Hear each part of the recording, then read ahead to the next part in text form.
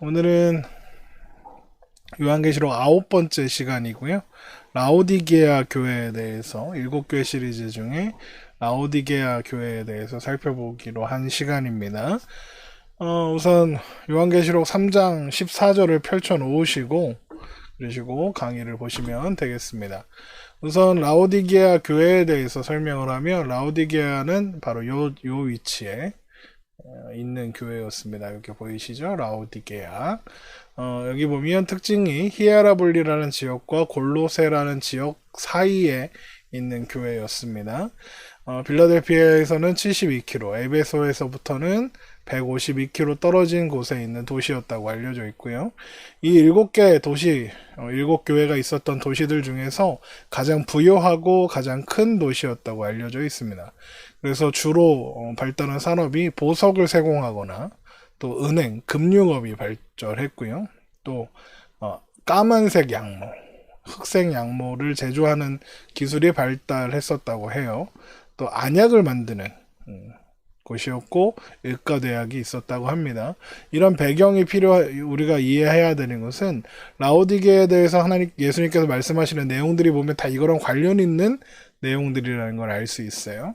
로마 동방을 잇는 주요 무역로 2개가 만나는 그런 아주 중요한 어떤 무역 도시이기도 했고요.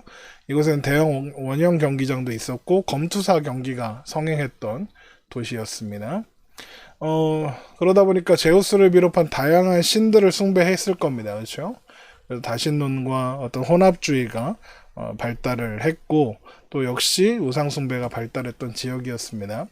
이 라오디게아의 특징적인 것이 하나가 뭐냐면 위쪽에 있는 히에라폴리스에서는 뜨거운 온천이 있었고 오천욕을 했다고 해요. 근데 이 물이 흘러서 라오디게아에 오게 되면 미지근해지고 먹고 마시기가 힘들었는데 이 물이 흘러서 골로새 지방으로 가면 찬물이 되고 시원한 생수가 되었다라는 그런 기록들이 있어요. 그러니까 이 물을 라오디게아는 식수로 사용해야 했고 이게 잘 안 되니까 어떻게 했냐면 시원한 물은 골로새에서 그리고 뜨뜻한 물은 히엘라폴리스에서 공급하기 위해서 수도관을 설치하기도 했는데 그것도 먼 거리를 수도관을 통해서 받다 보니까 역시나 미지근한 물이 되었었다고 합니다. 여기 보면 이제 히에라폴리스에 여전히 아직 온천이 있는 그 곳이고 폭포처럼 온천이 흐른다고 합니다. 그리고 여기 보면 라오디게아에 있었던 상수도의 그 송수관, 상수도의 흔적이라고 해요. 여기 보면 라오디게아 지방에 좀 확대를 해볼까요?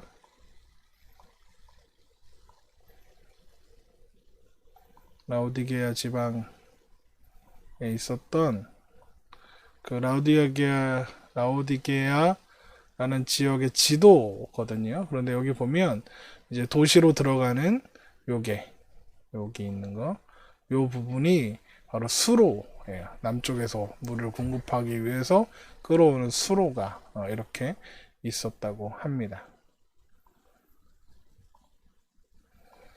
네, 계속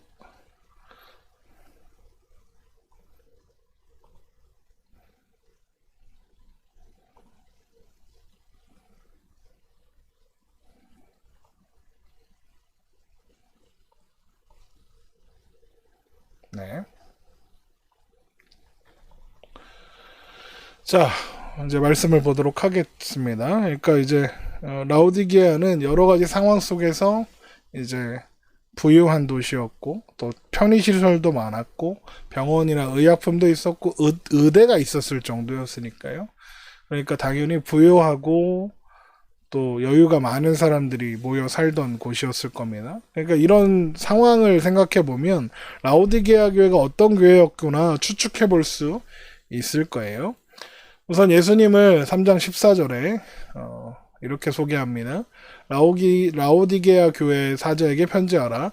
아멘이시오 충성되고 참된 증인이시오 하나님의 창조의 근본이시니가 이르시되 이렇게 시작합니다. 예수님은 창조의 근본이신 성부 하나님과 동일하신 분이시죠.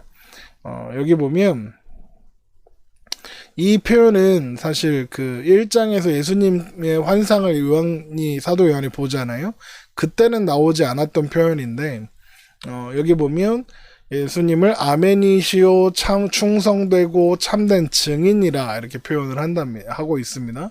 이 말은 무슨 뜻이냐면, 그분은 아멘, 그리고 충성, 그리고 참된 증인으로서 하나님 아버지의 역할을, 하나님의 아버지의 말씀을 절대적으로 신뢰하고 또 의지하고 따르는 분이라는 뜻이기도 합니다.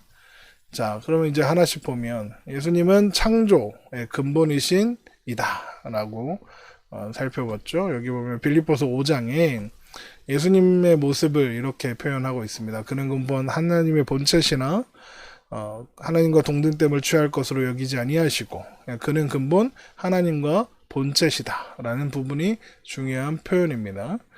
이 세상이 창조될 때 모든 피조물을 하나님의 말씀에 의해서 창조되었고 그 모든 피조물들은 하나님의 말씀에 순종했죠. 있으라 하면 있었고 존재하라 하면 있었습니다. 그리고 그 모든 피조물들이 하나님의 말씀에 순종하시고 또 복종하였죠. 예수님도 하나님께서 세상을 창조하실 때 함께 하셨고 동의하셨으며 신뢰하셨으며 또한 순종하셨고 함께 창조를 이루신 창조의 장본이십니다. 그런데 예수님께서 충성되고 무슨 말씀이냐? 하나님의 뜻에 순종하사 사람의 모양으로 나타나시고 자기를 낮추시고 죽기까지 복종하셨죠. 그러니까 예수님은 지금 라오디게아의 교회에 보내는 편지에 자신이 어떤 존재인가? 나는 창조의 근본이신 하나님과 동등한 존재인데 하나님 앞에 충성되고 참된 증인으로 선다라고 표현하고 있는 거죠. 그러니까 그러면 무슨 말입니까? 예수님은 성부 하나님을 절대적으로 신뢰하며 하나님 앞에 하나님의 뜻에 절대적으로 순종하며 그 뜻에 동의한다라는 뜻이겠죠. 그러면 뒤집어서 라오디게아 교회에 이런 소개를 하시는 이유가 뭐겠습니까? 라오디게아 교회는 하나님의 말씀을 순종하지도 신뢰하지도 동의하지도 않고 살아가는 교회라는 거죠. 그것을 우리가 엿볼 수 있습니다. 그러니까 지금 이 라오디게아 교회는 죄인의 모습으로 살아가고 있고 하나님의 진리의 말씀도 따르지 않으며 진리의 말씀에 충성하지도 않고 참된 증인도 아니라는 얘기죠. 그 이야기를 알 수 있습니다. 예수님이 그래서 하나님의 뜻에 순종하여 성육신 하셨죠. 그래서 하나님의 뜻을 이루러 하셨습니다. 그래서 충성이시지요. 여기 보면 요한복음 6장 38절 내가 하늘에서 내려온 것은 내 뜻을 행하려 함이 아니요 나를 보내신 이의 뜻을 행하려 함이니라. 나를 보내신 이의 뜻은 내게 주신 자 중에 내가 하나도 잃어버리지 아니하고 마지막 날에 다시 살리는 이것이니라 하셨습니다. 그러니까 예수님은 하나님의 증인으로서 하나님의 명령을 받고 하나님의 뜻을 이 땅 가운데 행하시기 위하여 오신 겁니다. 그렇죠? 또 주님은 아멘이시고 충성되고 참된 증인으로 죽기까지 복종하신 분이죠. 우리 아까 빌립보서 2장 8절에 있는 말씀을 읽었습니다. 사람의 모양으로 나타나서 자기를 낮추시고 죽기까지 하나님의 말씀에 복종하셨고 곧 십자가에 죽으신 거죠. 또 주님은 아멘이십니다. 아멘은 뭐냐면 진리 이런 뜻인데 그렇습니다. 참으로 진리입니다. 참으로 옳습니다라는 고백이죠. 이 이사야서에 보면 이런 표현이 나와요. 진리의 하나님을 향하여 복을 구한다 라고 할 때 이 진리라는 단어가 아멘입니다. 또 계시록 3장에 나오는 아멘이시여 충성되고 할 때 이 아멘과 이 아멘 진리는 같은 뜻인 거죠. 그러니까 진리의 하나님은 진리이십니다. 이 말은 곧 예수님 또한 진리이십니다 라는 뜻인 거예요. 그러니까 이사야는 이스라엘의 신실하신 하나님께서 새 창조를 하신다는 약속을 기록하는 책이었단 말이죠. 그러면서 이런 기록을 했단 말입니다.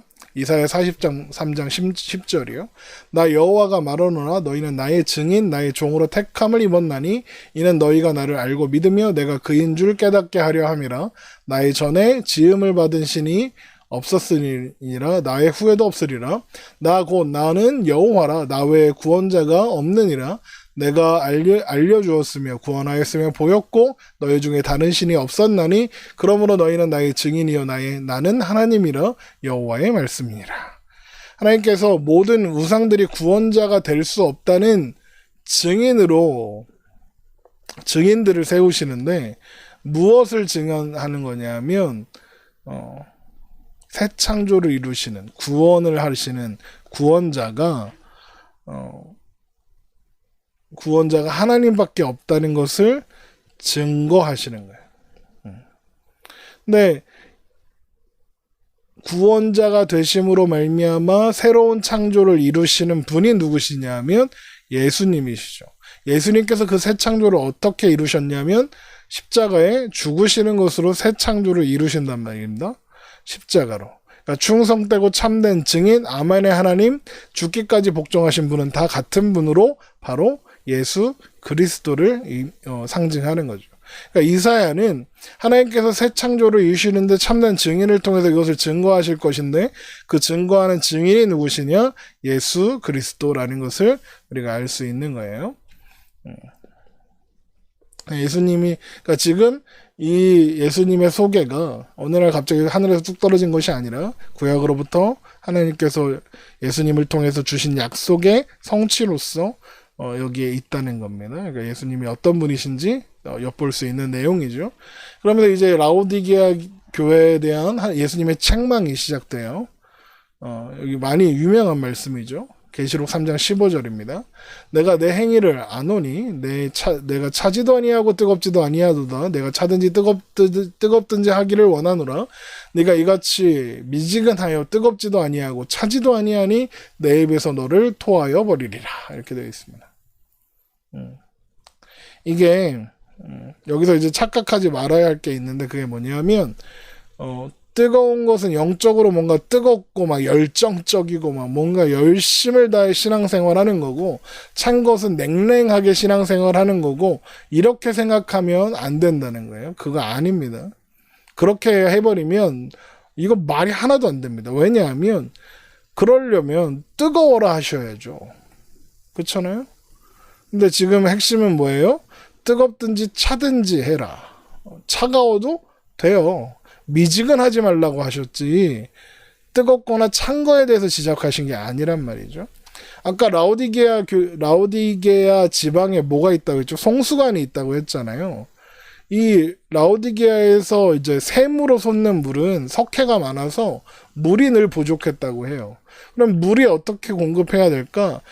북쪽으로 10km쯤 있는 히에라폴리스 온천에서 흘러내리는 물이 이제 라오디게아를 거쳐서 남쪽인 골로새로 흘러가는데 그러다 보니까 어떻게 되겠습니까? 이게 흘러오는 물은 미지근한 거예요.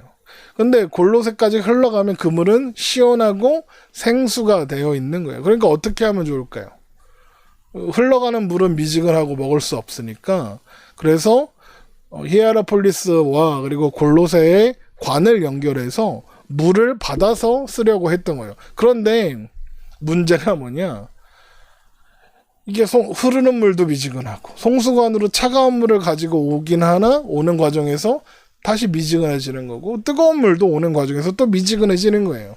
그러니까 그러다 보니까 늘 라오디게아 사람들은 미지근한 물을 마시면서 살았는데 그 물이 딱히 맛이 있거나 뭐 그런 물은 아니었던 거죠. 미지근한 물을 바로 먹으면 구토를 유발하고 막 그런 것이었죠. 그러니까 라오디게아 교인들이 지금 살아가고 있는 그 상황 속에 맞춰서 예수님은 그 모습과 신앙의 모습을 연결시켜서 설명하고 있는 거예요.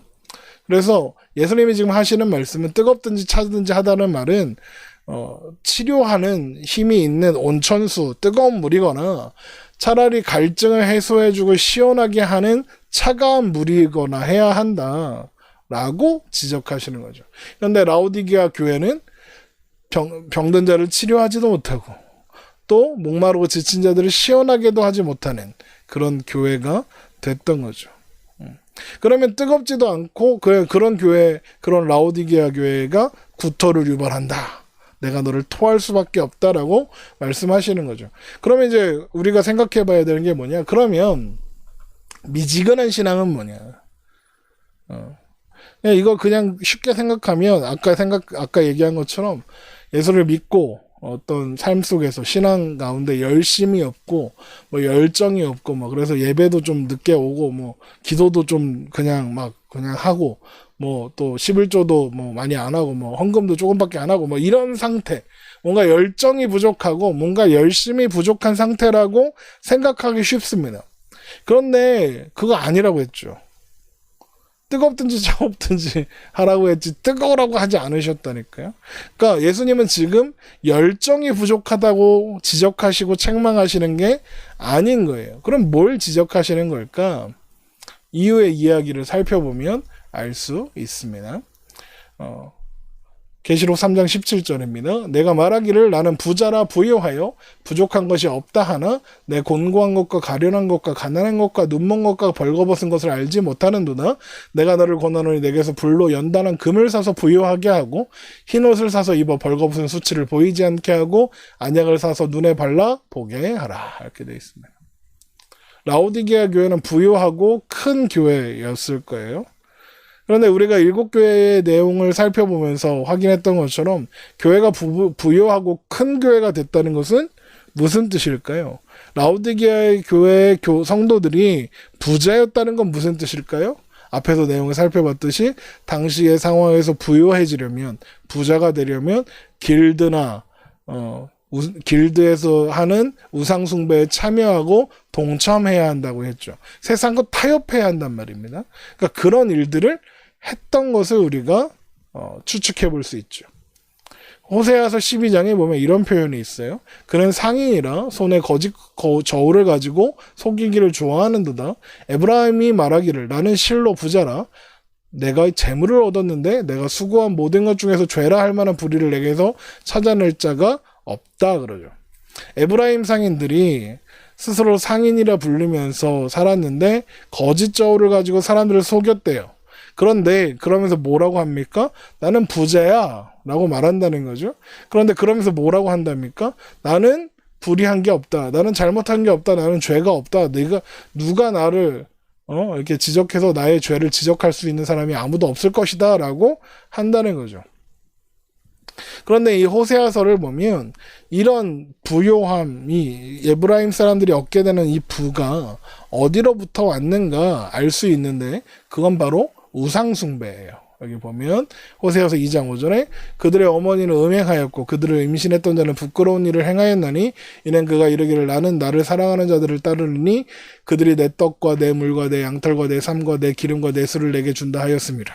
이게 무슨 말이냐 하면 하나님 말고 다른 신들이 나한테 떡과 물과 양털과 삶과 기름과 수술을 준다라고 했다는 거예요. 그렇게 생각한다는 거예요. 그래서 음행했다는 거죠. 이방신을 따랐다는 거예요.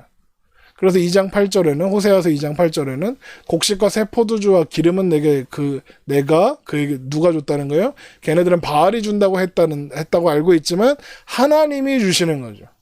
그런데 하나님이 주신 것으로 얘네들은 어떻게 했다? 바알을 위하여 썼다는 거죠. 은과 금도 하나님이 주신 건데 그걸 누굴 위해 썼다? 바알이 줬다 그러면서 바알을 위해 사용했다는 거죠. 그러니까 마찬가지로 라오디게아 교회의 상황도 똑같은 거예요.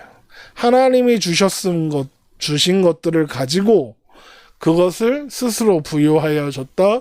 세상과 타협하여 부자가 된 것을 내가 열심히 일해서 그래서 하나님이 나한테 복을 주셔서 내가 부자가 되었다라고 생각한 거죠. 그래서 그 부가 그 자기들에 대한 하나님의 복의 증거라고 생각했고 그 육체적인 부가 그들을 자만하고 부족한 것이 없게 생각하게 만들어버렸습니다. 그러니까 스스로 속이고 있는 거예요. 에브라임 사람들처럼 죄와 타협하고 우상숭배와 타협하면서 부를 누리고 있었으면서 자기가 부자인 이유가 하나님이 함께 하시기 때문이다라고 자랑하는 거죠. 내가 내 돈을 벌었다. 하나님이 도와주셨다. 내 신앙은 내가 만들었다. 이런 태도가 바로 미지근한 신앙이라는 거예요. 하나님의 은혜인지 내 실력으로 한 건지 확실하게 하라는 거예요. 하나님의 은혜 아니냐 이거예요. 너희들이 하나님 앞에 있는 것이 하나님의 은혜인데 너희들은 그게 자기들이 했다고 한다 라고 하는 거죠. 그러니까 라오디게아 교회의 교회들은 자신을 부자라 하고 부유하여서 부족한 것이 없다고 주장하는 거예요.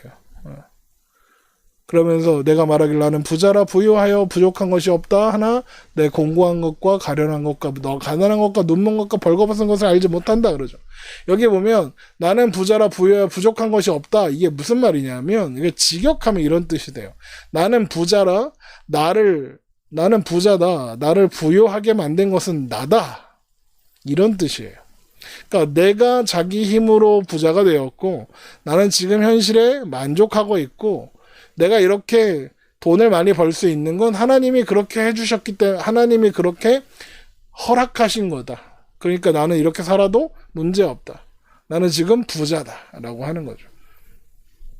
자기가 노력해서 자기가 열심히 해서 하나님이 그냥 내버려 두셨기 때문에 부자가 된 건가요? 이 말이 맞습니까? 자기들의 힘으로 부자가 된 건가요? 아니에요. 하나님이 허락하신 것들을 누리면서 그런 것들을 했죠. 뭐 햇빛, 공기, 그리고 살아있잖아요. 살아있으니까 일했을 거 아닙니까? 건강하잖아요. 또 돈을 벌 수 있는 환경 다 그런 거예요. 물론 그런 것들 100번 양보해서 그런 것들 다 자신을 부유하게 만든 힘이 다 자신의 힘이었다고 치더라도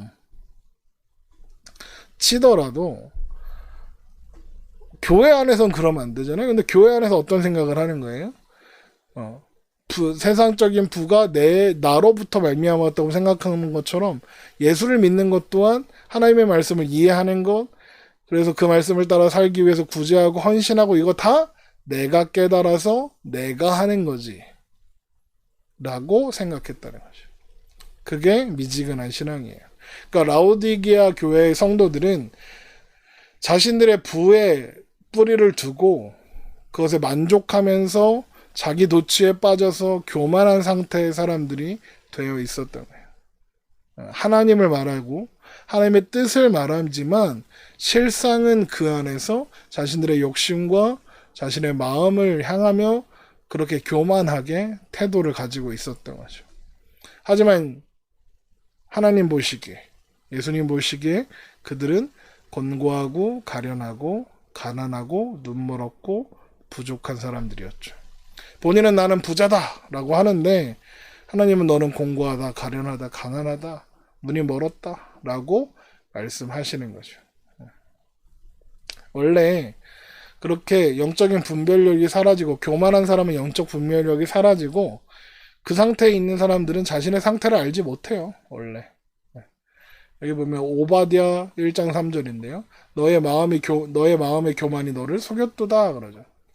바다 틈에 바위 틈에 거주하며 높은 곳에 사는 자여 네가 마음에 이르기를 누가 능히 나를 땅에 끌어내리겠느냐 이런 식으로 교만해 하고 있는 거죠.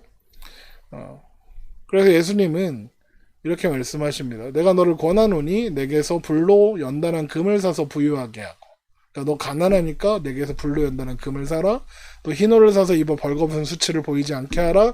안약을 사서 눈에 발라 보이게 하라 말씀하시오. 왜요? 너희는 부유하지 않고 헐벗었으며 눈이 멀었으니까.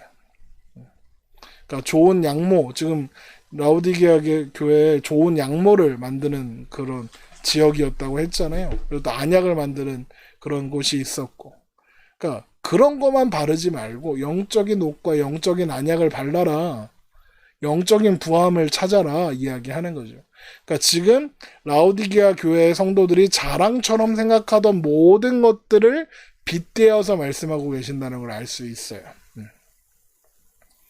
그런데 예수님께서 서머나 교회에 대해 뭐라고 했죠? 너희들은 가난해 보이지만 실상은 부유한 자들이다. 이렇게 말씀하시죠. 또 빌라델피아 교회에서도 뭐라고 했죠? 너희가 생존을 위해 타협하지 않고 가난과 공고를 선택하는 교회구나 말씀하시죠. 네가 작지만 그러나 내 이름을 내 이름을 배반하지 않았다. 내가 너희를 기억한다 말씀하시죠. 그러니까 서머나 교회나 빌라델피아 교회와는 전혀 다른 그런 모습이 드러나고 있는 거죠. 자, 이런 해결책으로 예수님께서 지적하시는 건 요한계시록 3장 18절입니다. 내가 너를 권하노니 내게서 불로 연단한 금을 사서 부요하게 하고 흰 옷을 사서 입어 벌거벗은 수치를 보이지 않게 하고 안약을 사서 눈에 발라 보게 하라. 우선 그리스도께 연단한 금을 사서 부요하게 해야 합니다. 이 라오디게아는 어떤 곳이었죠? 보석을 세공하는 기술, 금 재련하고 이런 걸 발달했죠. 옷감을 만드는 곳이라고 했고, 의약을, 특별히 안약을 만드는 곳이었죠. 그런 일들을 해서 돈을 많이 벌었어요. 그런데 그렇게 만들어낸 돈을 가지고 하나님으로부터 뭘 살 수 있을까요? 돈 많으면 하나님께 뭔가 이렇게 지불하고 받아낼 수 있나요? 없단 말이죠. 하나님으로부터 우리가 얻을 수 있는 모든 것들은 우리가 어떤 대가를 지불해서 살 수 있는 것이 아니에요. 다 하나님의 은혜로 값없이 주어지는 것들에 불과하죠. 것들이죠. 불과하다고 하면 안 되겠네요. 하나님의 은혜로 값없이 주어지는 것들이죠. 우리가 얻을 수 있는 것이 아닌 거죠. 자, 그러면 그리스도께로 연단한 불로, 연단한 금으로 사서 부유하게 한다는 게 무슨 말이냐? 그러니까 라오디게아가 부유자라 그래서 금이 있다 이렇게 했으니까 그거랑 예수님이 가지신 금과 비교하는 거예요. 그럼 예수님이 불로 연단한 금은 뭐냐? 우선 연단한 금이라는 건 죄를 씻어서 정결케 할 때 쓰는 표현입니다. 여기 보면 말라기예요. 말라기 3장 2절. 그가 임하는 날을 누가 능히 당하며 그가 나타나시는 때에 누가 능히 서리요. 그는 금을 연단하는 자의 불과 표박하는 자의 잿물과 같을 것이라. 그가 은을 연단하여 깨끗하게 하는 자 같아서 같이 앉아서 레위 자손을 깨끗하게 하되 금은 같이 그들을 연단하리니 그들이 공의로운 제물을 나 여호와께 바칠 것이니라.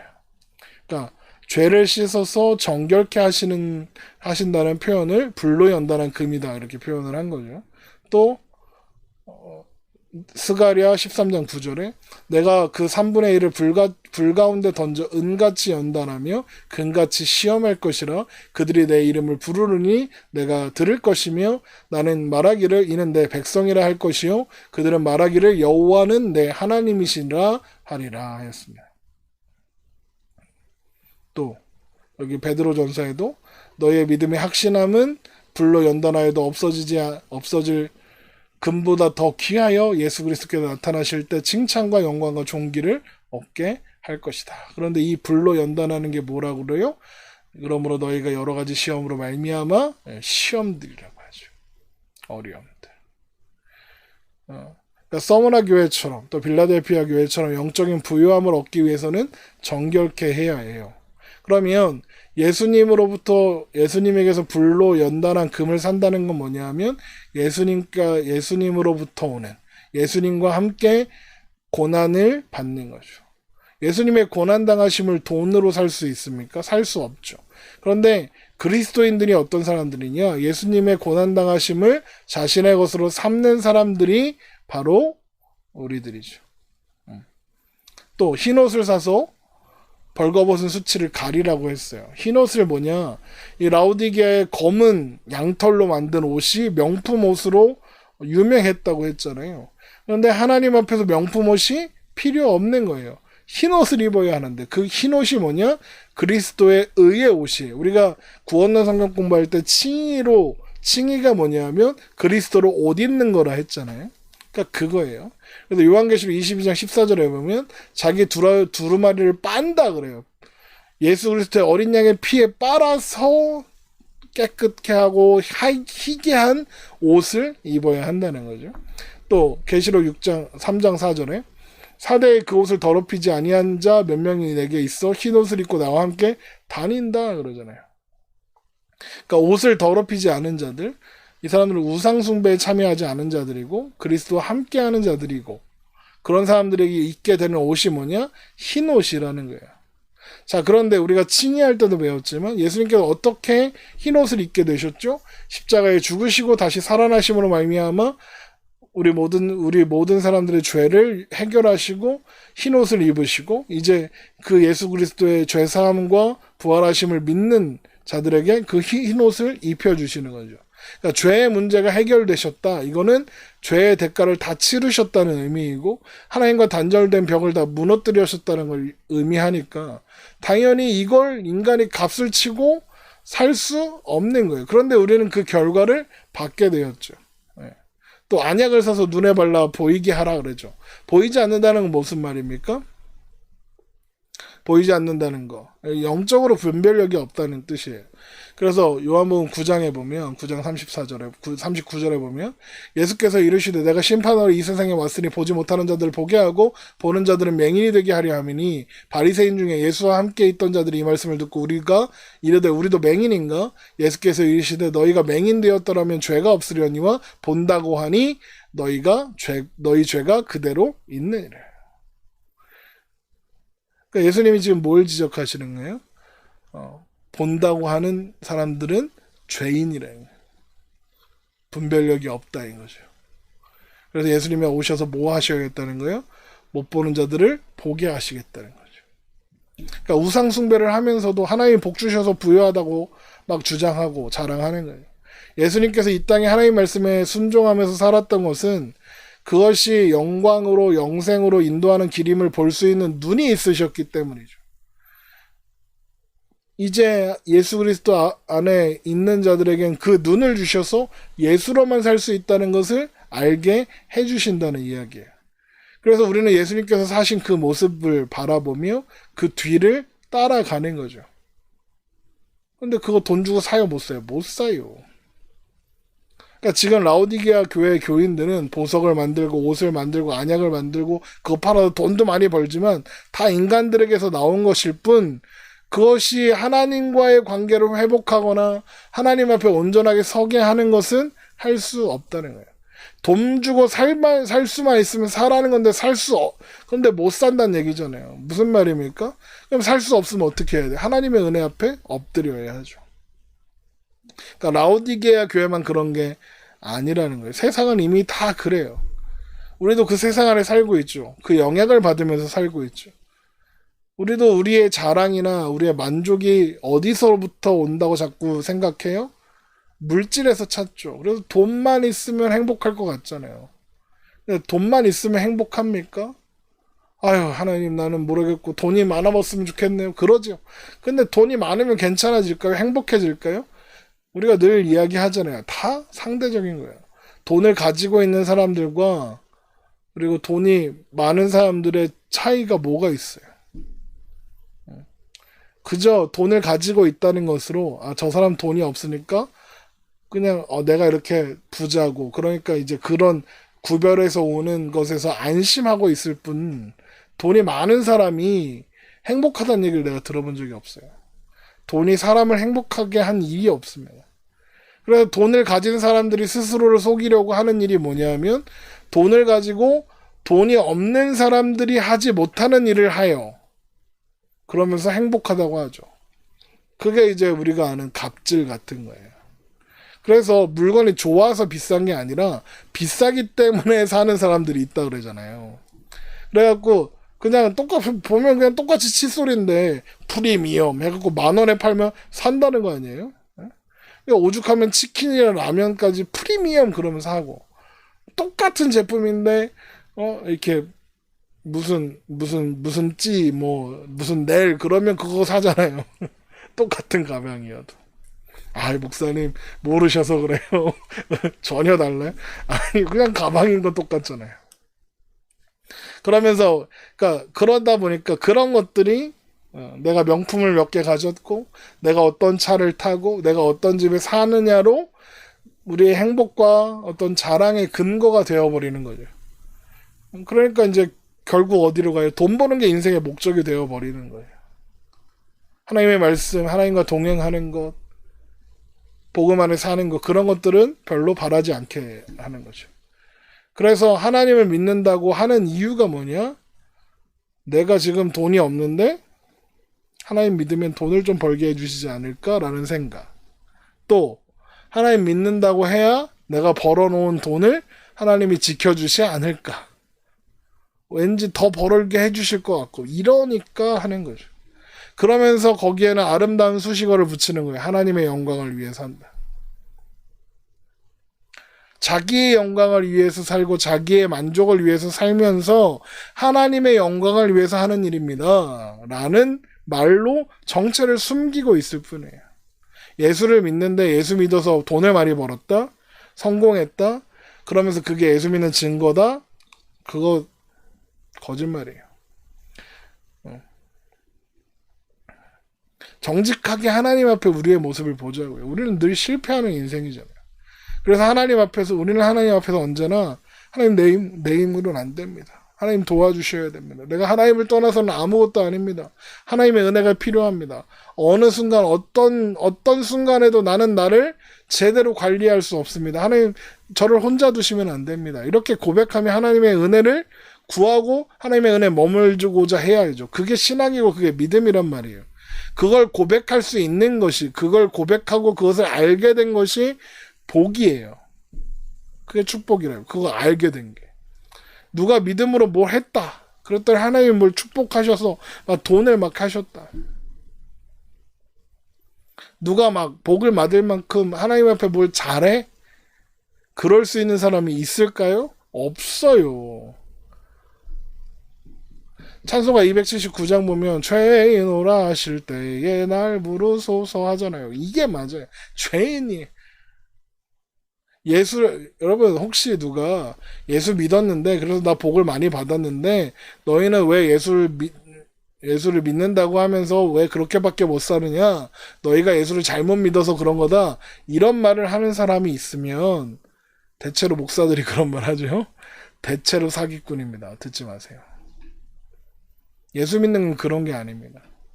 우리 예수 믿는 사람은 언제나 스스로에게 실망하고 좌절해요. 그러나 흔들리지 않는 진리를 붙잡고 있는 사람들이죠.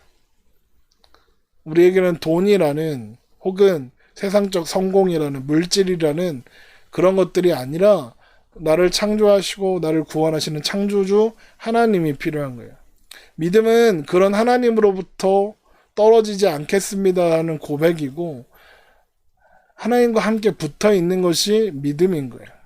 라오디게아 교회를 통해서 하나님께서 하시려는 말씀도 그거예요. 너희는 내 하나님 없이 할 수 없다. 아무리 돈 많이 벌어라. 아무리 뭘 기술을 발전시켜봐라. 돈도 많이 벌고 뭐 큰 기업도 세우고 건물 크게 져봐라. 그걸로 되나? 그걸로는 되지 않는다. 하나님으로 되는 거다. 하나님 안에 있어야만 되는 것이다. 그걸 말씀해 주시는 거죠. 그래서 하나님께서는 이제 그렇게 잘못된 신앙을 가지고 있었던, 잘못된 태도를 가지고 있었던 라오디게아 교회를 향해서 회개하라 하십니다. 3장 19절 보세요. 물은 내가 사랑하는 자를 책망하여 징계하노니 그러므로 내가 열심을 내라 회개하라. 그러죠. 여기서 핵심은 내가 사랑하는 자를 책망한다, 징계한다예요. 그러면 주님은 지금 라오디게아를 책망하시는 거죠. 그러면 라오디게아를 미워하시는 거예요, 사랑하는 거예요? 사랑하시는 거죠. 부모가 자녀를 왜 책망하고 징계하고 혼내고 잔소리합니까? 사랑하니까 그런 거죠. 어려서는 그게 듣기 싫지만 자라서는 다 잘 되라고 한 말이라는 걸 알게 되잖아요, 그게. 응? 하나님이 사랑하는 사람만 책망하고 징계하십니다. 그래서 잠언에 대저 여호와께서 그 사랑하시는 자를 징계하시기를 마치 아비가 그 기뻐하는 아들을 즐게함 같이 하느니라. 그러니까 라오디게아 교회를 예수님이 책망하시는 건 사랑하기 때문이에요. 사랑하지 않으면 그냥 내버려 두면 돼요. 왜? 내버려 두면 망할 거니까. 그냥 그렇게 살다가 없어지게 내버려 두면 된단 말이죠. 그런데 예수님은 그 사랑하는 마음으로 책망하고 징계하며 회개하라고 요구하시는 거예요. 그래서 우리는 자신의 죄 앞에서 정직하게 죄를 직면하고 겸손하게 하나님 앞에 회개하며 돌이켜야 하는 거죠. 그러면서 이런 표현을 우리는 죄와 싸우고 주를 향한 열심을 내야 되고 피 흘리기까지 우리가 죄와 싸우고 해야 돼요. 여기 보면 히브리서 12장 3절에 너희가 피곤하여 낙심하지 않기 위하여 죄인들이 이같이 자기에게 거역하신 일을 참으신 일을 생각하라. 너희가 죄와 싸우되 아직 피 흘리기까지는 대항하지 아니하고 또 아들들에게 권하는 것이 너에게 권면하신 말씀도 잊었도다 이러죠. 이게 막 열심을 내라, 교회를 열심히 해라, 뭐 신앙적인 행동을 많이 해라, 이게 아니라 죄와 타협하는 것을 멈추고 하나님 말씀 앞에 서라는 이야기인 거예요. 열심을 내라, 그건 회개하라는 얘기인 거예요.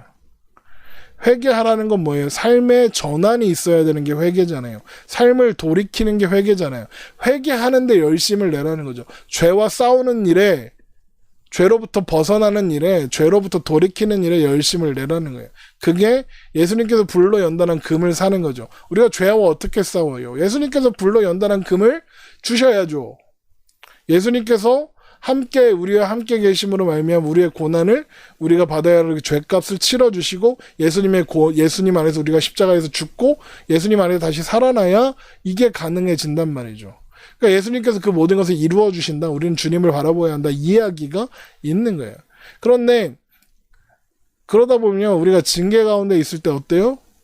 낙심하거나 하나님이 나를 미워하시나 하나님이 나를 버리시나 이렇게 생각할 수 있잖아요. 그랬더니 예수님이 뭐라고 하십니까?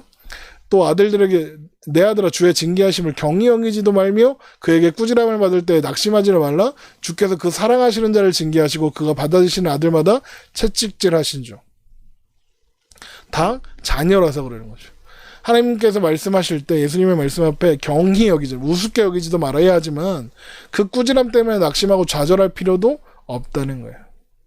그러니까 지금 라오디게아 교회가 지금 예수님으로부터 책망받고 있지만 그것이 좌절할 이유는 아닌 것이죠. 그래서 결국에 그러므로 내가 열심을 내라 회개하라 이거는 하나님께서 너희를 절대로 포기하지 않고 이끌어 가실 거니까 그러니까 고만 우기고 하나님 이끄시는 대로 따라가라 이렇게 말씀하시는 거죠. 그래서 우리는 어떻게 해야 되냐? 예수님을 바라봐야죠. 네, 우리를 위해 아멘이시며 충성스럽게 열심을 내셨던 주를 바라봐야 하죠. 이거 히브리서 2장에 12장 2절에 믿음의 주여 또 온전하게 하시는 일은 예수를 바라보죠. 우리가 앞에서 계속 이야기했던 거잖아요. 아멘이시오 충성이신 예수 그리스도를 우리가 바라보아야 하는 겁니다. 그러면서 유명한 말씀이 나와요. 요한계시록 3장 20절 볼지어다 내가 문 밖에서 서서 두드리노니 누구든지 내 음성을 듣고 문을 열면 내가 그에게로 들어가 그와 더불어 먹고 그는 나와 더불어 먹으리라 하였죠. 문 밖에서 두드린다 이거 전도에 대한 내용이 아니죠. 그러면 이거 전도에 대한 말씀을 우리가 많이 오해하는데 아니에요. 이거 교회에게 하시는 말씀이잖아요. 그럼 전도하시는 말씀이 아니라는 거죠. 우선은 예수님이 교회를 사랑하신다는 것을 알 수 있어요. 이 문을 두드리는 행동이 아가서에서 신랑이 신부의 방문을 두드리는 모습으로 표현되기도 해요. 그러니까 예수님께서 라오디게아 교회를 신랑이 신부를 사랑하는 것처럼 사랑하시는 거죠. 앞에서는 토해버리고 싶은 심정이다. 왜 이렇게 말씀하셨는데 그럼에도 불구하고 라오디게아 교회는 하나님이 예수님이 사랑하시는 거죠.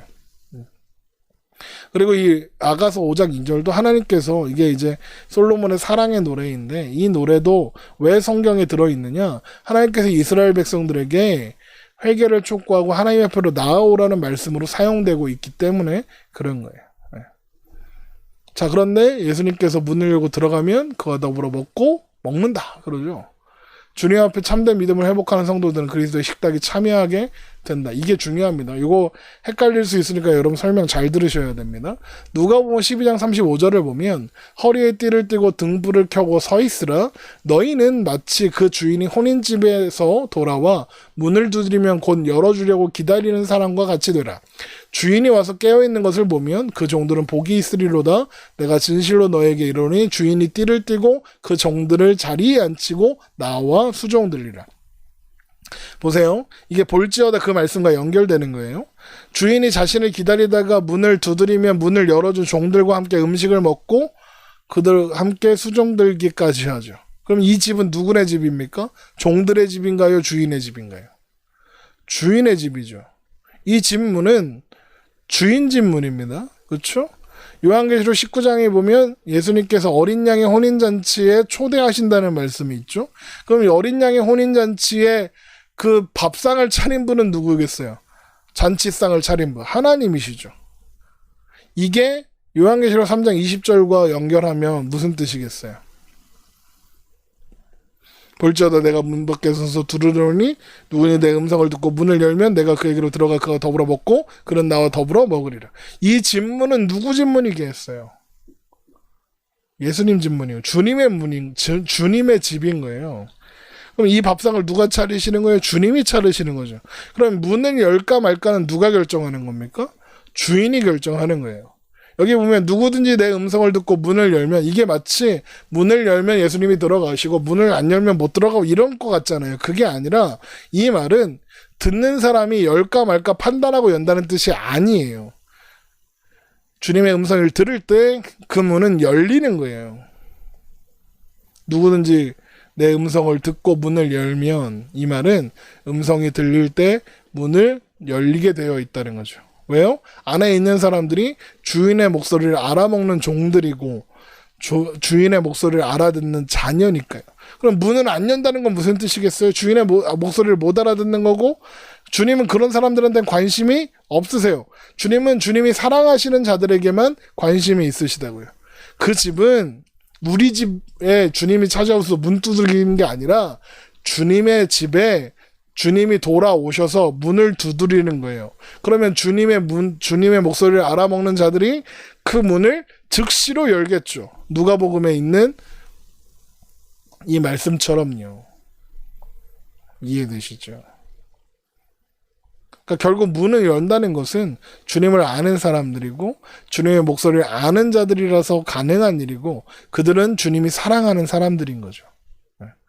그래서 요한계시록 13장 18절, 주님께 불로 연단한 금을 사고 흰옷을 사고 안약을 사서 눈에 바른 사람들, 주님을 사랑하시는 사람들, 그러니까 그 사람들이 문을 열게 되어 있는 거예요. 그러니까 문을 연다, 이 말은 뭐냐면 주님의 말씀을 주님의 말씀으로 알아먹고 회개하여 하나님 앞에 문을 여는 자들인 거죠. 그러니까 문을 여는 걸 이렇게 내가 열고 안 열고 하는 게 아니에요. 주님의 문이에요. 주님의 집문이란 말이죠. 주님이 말씀하시면 여는 거예요. 그 안에 주님의 자녀들이 있는데 만약에 주님의 자녀들이 문 안 열면 어떻게 할까요? 부시고 들어가서라도 주인의 그 자녀들의 눈을 띄우고 옷을 갈아입히고 불로 연다는 금을 줘서 하나님 백성 되게 하시겠죠. 그게 핵심인 거예요. 그래서 항상 주님이 차리는 밥상에 앉는 거예요. 우리가 차려놓은 밥에 예수님이 오셔서 밥 같이 먹는 게 아니라 주님이 차려진 밥상에 우리가 초대받는 거라고 성경은 항상 그렇게 이야기해요. 이 이사야 25장 6절도 만군의 여호와께서 이 산에서 만민을 위하여 기름진 것과 오래 저장하였던 포도주로, 이 오래 저장했다는 게 좋은 포도주라는 거예요. 연회를 베푸시리니, 하나님이 연회를 베푸시죠.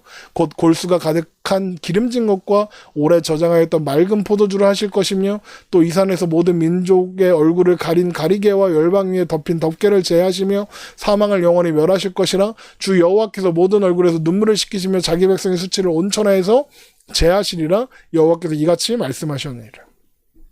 하나님 나라, 이게 예수님이 오셔서 이루시는 나라, 하나님 나라에 대한 예언이란 말이에요. 그리고 요한계시록 마지막에 가면 이 장면이 있죠. 그러니까 예수님께서 오셔서 하나님 나라를 완성하실 때 일어나는 일이란 말이에요. 그러니까 예수님께서 하나님 나라의 잔치에 우리를 초청하시고 그 자리에 앉혀주시는 이야기인 거예요. 그러니까 내가 문을 열면 예수님이 들어오셔서 이렇게 하는 게 아니라 예수님께서 열라고 하시는 그 문은 열릴 수밖에 없는 문이었다는 거죠. 그러면서 이런 말씀으로 이어지죠. 계시록 3장 21절, 이기는 그에게는 내가 내 보좌에 함께 앉게 하여 주기를 내가 이기고 아버지 보좌에 함께 앉은 것 같이 하리라. 보좌는 하나님의 왕권을 상징합니다. 그래서 예수님과 함께 이제 주님의 보좌에 앉아서 우리가 함께 앉아서 열방을 통치하는 자리로 세우신다 하죠. 이게 왕 같은 제사장으로도 연결되고요. 또 계시록 5장에 나오는 하나님의 보좌에 앉으신 어린 양의 환상과도 연결이 되는 그런 내용입니다. 그러니까 이 약속은 두아디라 교회에게도 만국을 다스리는 권세를 주신다 하셨잖아요.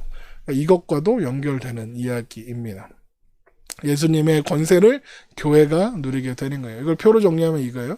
이기는 그에게는 내가 보좌에 앉혀주시고 주신다 그러죠. 그런데 어떻게 하신대요? 내가 이기고 예수님이 이기고 아버지 보좌에 앉으신 것처럼 우리를 앉아주신다는 거예요. 이건 무슨 말이에요? 예수님이 이기시고 예수님이 보좌에 앉으신 것처럼 우리도 그렇게 이기게 될 거고 그 보좌에 앉게 될 거라는 거죠. 무슨 말입니까? 우리는 하나님 나라에 참여하고 왕같은 제사장이 될 수밖에 없다는 거예요. 왜요? 예수님께서 그렇게 하실 거니까요. 그러니까 교회는 예수님과 함께 왕노릇하는 존재들이 되는 겁니다. 그게 왕같은 제사장인 거예요. 그래서 참된 성도는 다스림의 권세를 회복하게 되는 거죠. 우리 아까도 봤던 말씀입니다. 왜냐하면 자녀로서 하나님의 상속자로서 그리스도와 함께 상속받는 자들로 세워지는 거니까요. 그러니까 지금 현재의 현실에서 누리는 이 세상에서 누리는 부를 누리고 자랑하고 사는 게 중요한 게 아니라 그리스도와 함께 상속자 되어서 하나님 나라를 바라보고 하나님 나라를 받고 누리며 왕노릇하는 게 더 중요하잖아요. 지금 그 이야기를 하는 겁니다. 그래서 요한계시록 22장 교환계시록의 결론으로 가면 이렇게 되는 거죠. 다시는 밤이 없겠고 등불과 햇빛이 쓸데없으리니 이는 주 하나님이 그들에게 빛이심이라 그들이 세세토록 왕노릇하리로다. 우리는 그러니까 예수님께서는 그 영광스러운 그 영광의 보좌를 바라보며 현실의 고난과 죄와 싸워서 승리하도록 라오디게아 교회를 책망하며 권면하고 계시고 또한 그렇게 이끌어 가실 거죠. 그리고 결론은 똑같이 귀 있는 자는 성령이 교회들에게 하시는 말씀을 들을지어다로 결론이 끝나고 있습니다. 이 말씀, 이거는 우리가 다 많이 배워서 알고 있죠. 이게 단순히 라오디게아 교회에게 하는 말씀이 아니라 모든 교회, 오고 가는 모든 교회 가운데 하나님께서 모든 교회들에게 주시는 말씀이다라고 우리가 이야기했었습니다. 자, 오늘은 여기까지고요. 다음 시간에는 이제 4장부터 시작되는 하늘의 예배, 하늘에서 예배 개최되는 예배, 하늘에 문이 열리고 라팔 소리 들리고 막 그런 장면 살펴보게 될 겁니다. 그렇죠. 그런데 이제 우리가 8월 한 달 동안 이제 8월 나머지 주간 동안에는 방학하기로 했습니다. 그렇죠? 그래서 다시 개강하는 건 9월 1일입니다. 네, 9월 1일에 다시 개강이 되고 요때부터 그 성경 공부가 다 시작되는 겁니다. 그래서 이제 마지막 그 공식적인 이제 방학 전에 마지막 성경 공부는 돌아오는 주일 9일 날 있는 히브리서 성경 공부가 방학 전에 마지막 성경 공부고요. 그리고 방학했다가 9월 1일부터 다시 시작하도록 하겠습니다.